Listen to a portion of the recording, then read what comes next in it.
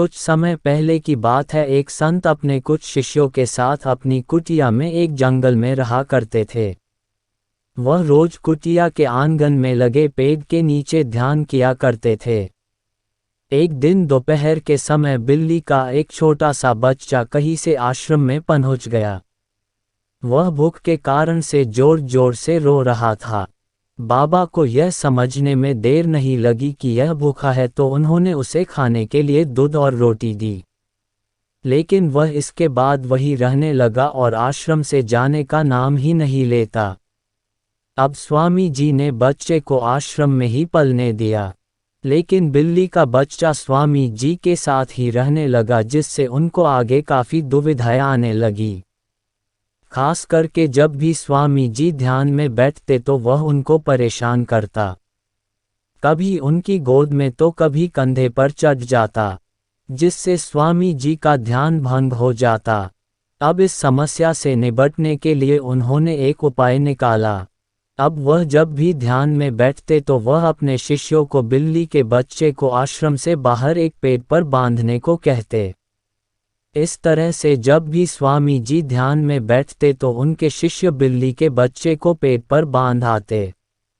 इसी तरह ये सिलसिला चलता रहा और एक दिन स्वामी जी ने शरीर त्याग दिया।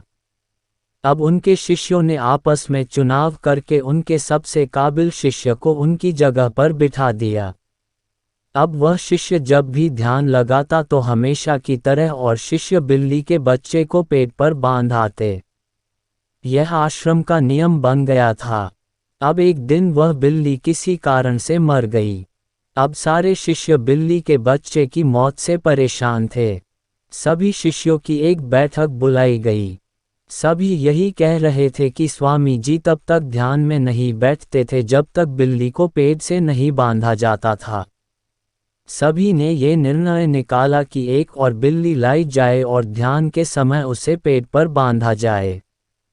फिर पास की ही एक बस्ती से बिल्ली के एक बच्चे को पकड़कर लाया गया और हमेशा की तरह जब स्वामी जी ध्यान में बैठते तो बिल्ली को पेड़ पर बांधा जाने लगा। इस प्रकार से शिष्यों ने बिना सोचे समझे एक गलत फैसला लिया और एक और गलत अवधारणा को जन्म दिया और न जाने कितने सालों तक ये सिलसिला जारी रहा। और अगर इसे किसी ने गलत ठहराने की कोशिश की तो वह कहते ये परंपरा तो हमारे पुराने गुरु लोगों से चली आ रही है, ये गलत कैसे हो सकती है, चाहे जो जाए हम इसको नहीं छोड़ सकते हैं। ये तो हुई इन शिष्यों की बात, लेकिन आज हमारे समाज में फैले न जाने कितने अंधविश्वासों पर हम इसी तरह विश्वास कर लेते हैं और जब उन्हें छोड़ने की बारी आती है तो ये कहकर नकार देते हैं कि यह तो हमारे पुरखों से चली आई परंपरा है।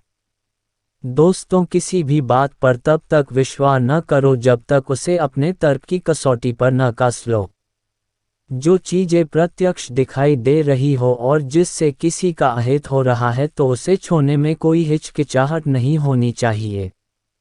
यही कोशिश करे कि किसी अंधविश्वास रूपी बिल्ली को बांध कर न रखे।